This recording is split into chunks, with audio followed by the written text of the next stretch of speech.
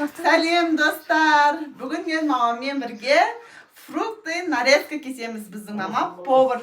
Сол себепті қазір бізге фруктыдан нарезка мастер-класс. Ал достар, мына менің мамамның фрукты нарезкасы қалай шыққан, бағалап жіберіңіздер. Бұл кәдімгі кафеде 10 мыңнан сатылатын фрукты нарезка. Енді біздің шелде 10 мың, Алматыда білмеймін. Мамам менің камераға жұмыс істеген өте қиын екен, әйтпесе 5-ақ минутта істеп тастайтын тірлік қой дейді. Сонымен апельсинді көргендеріңіздегіндей кесіп, әдемілеп қойып шығасыздар. Менің үйімде айна болмады, сол себепті әсел пештің формасына салдық. Апельсин екі түрде болады ғой, білесіздер ғой, біреу қызыл, біреу сары. Сол сары түрін әдемілеп дөңгелетіп қойып шығамыз. Видеодағындай.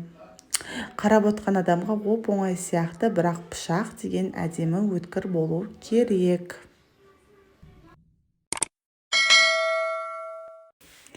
Екінші апельсинді алып, дәл видеодағындай бөлеміз, кесіп шығамыз.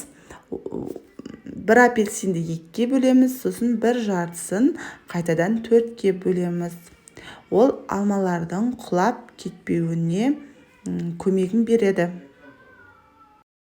Мамам деген видеоға түсіндіріп айтып тұрсай десем, мен өйтіп істей алмаймын деді. Сол себепті мен түсіндірем. Нарезка кезінде алмалар қып-қызыл, сап-сары, жап-жасыл болу керек. Және де алмалар үлкен, ірі болу керек. Мен дұрыс алма алмаппын, қыздар. Мама деген айтып жатыр, цветі деген однотоновый болу керек деп. Видеодағындай кесіп, осылай апельсиндердің ортасына міне қойып қоямыз. Апельсинді сол себепті осылай ірі қылып кестік. Екінші алма кетті. Міне көрдіңіздер ғой, құлап кетпеуге көмегін тигізіп жатыр.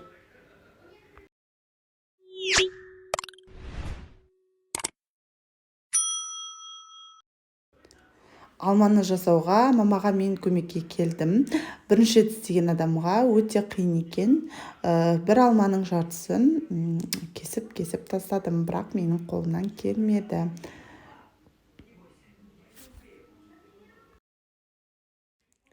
Мамам повар болып жұмыс жасайды. Оның істеген салаттары прям бомба болып шығады. Дәмі деген керемет болады. Дастарханды жайнатып жібереді.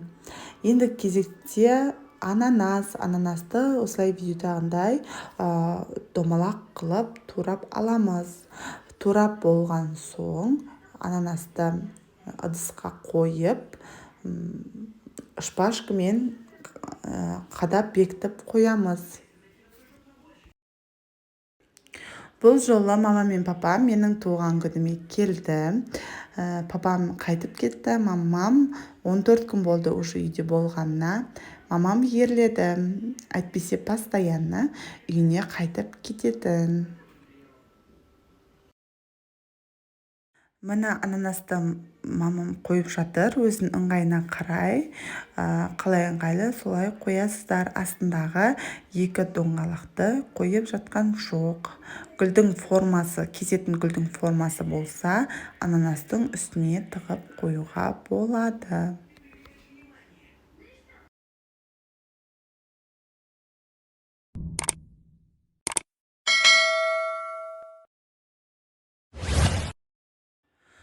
Үш бананды алып, сыртын әдемілеп жуып, етек-еткісін барлығын алып, басын, аяғын видеодағында кесіп аламыз.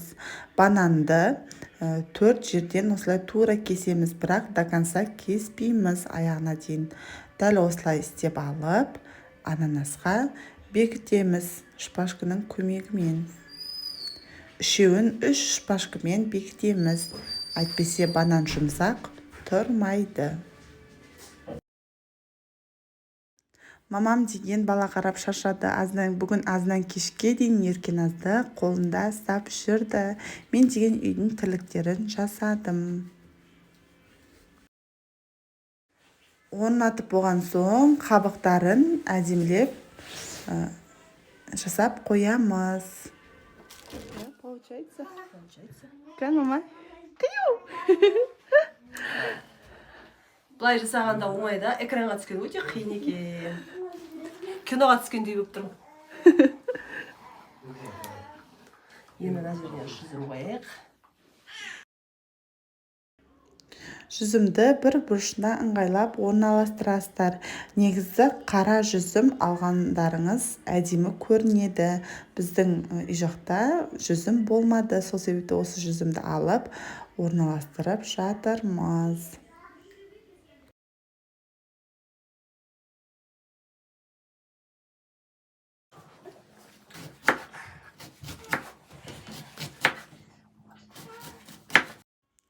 Осы нарезканы 30 минут жасадық, бірақ 20 минут бала-шағамен алыстық. Мама фрукты жейм, мама итем, мама сүйтем деп. Грушаны осылай тураймыз. Дәл осылай ыдысымызға саламыз. Зигзаг қыламыз. Зигзаг.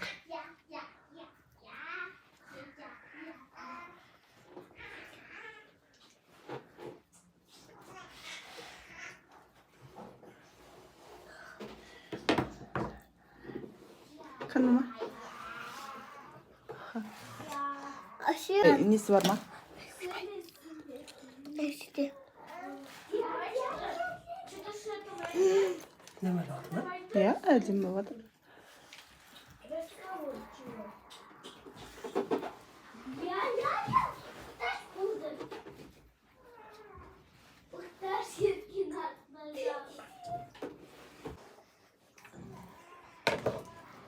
Тасталады ма? Неге?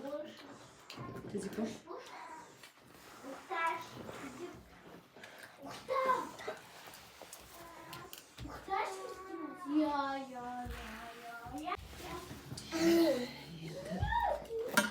Менің мынауымша дұрыс тұрмай тұр.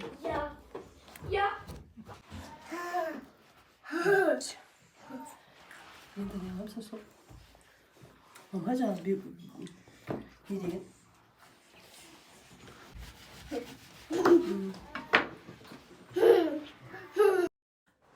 Қызыл апельсинді алып, осылай зигзаг етіп кесіп алып, ананасқа бекітеміз. Нарезканың түрін келтіреді, әдемі ғып ашады.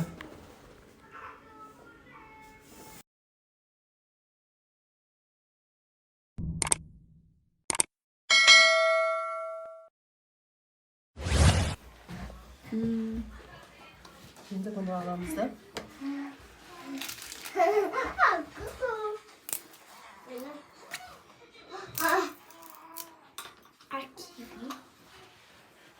Hacı bu mayda orijinal. Амайка. Ana, bu mayda. Амайка. Оны біреуін қоя саламыз да. Амайка яху.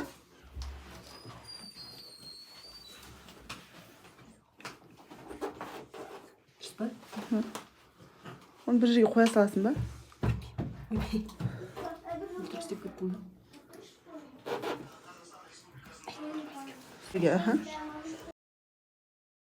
Біз деген апельсиннің қызыл сары екенін білмей, түбін кесіп көргенбіз. Егер сіздер қызыл апельсин, сары апельсин екенін білсеңіздер, түбін кесуге болмайды, ананасқа бекітілмей қалады.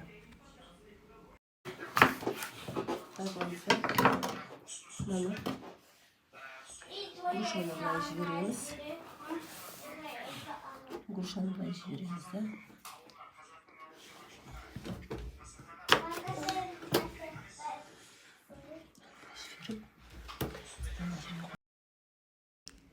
Мамамның менің фирменный гүлім деп айтып жатыр. Осылай апельсинді алып, біреуін соңына дейін кеспей, екіншісін соңына дейін кесіп, бір апельсиннен 3 осындай домалақ шығарамыз. Оны алып, ортасынан осылай тығып, гүл жасаймыз. Видеодағындай өте әдемі көрінеді. Осылай алып алмаға бекітеміз.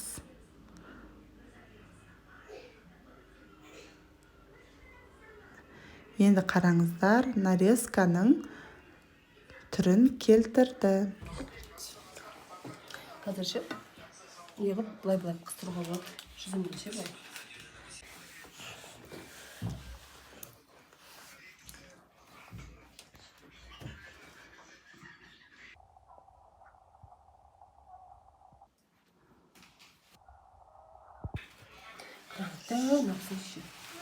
Маған айтып жатыр, фруктыйды дұрыстап таңдап алмапсың деп. Біреуін дәу алу керек, біреуін кішкентай қылып алу керек. Однотонный қылып алу керек, пышақ мынандай болу керек, андай болу керек деп. Міне енді екінші апельсин, қызыл апельсин. Дәл жаңағындай жасап шығамыз. Бір апельсиннен 3 домалақ шығады.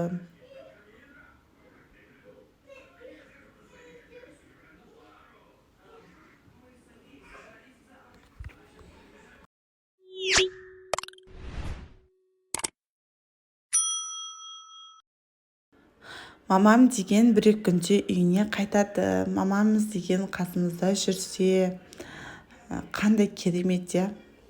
Осы күні 14 күн бойы еркелеп, емін-еркін жүріп қалдым ғой. Біздің нарезкамыз дайын болды. Ал достар, мынау менің мамамның жасаған нарезкасы қалай болған бағалап жіберіңіздер. Бұл кәдімгі кафеде 10 мыңнан сатылатын фрукты нарезкалар. Ал міне фрукты нарезка. Опа, бұл менің мамамның фрукты нарезкасы.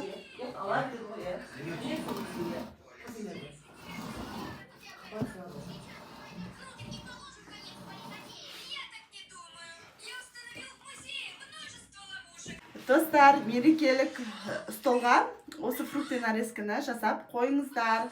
Пока-пока. Бізге лайк басып, комментарий жазуды ұмытпаңыздар.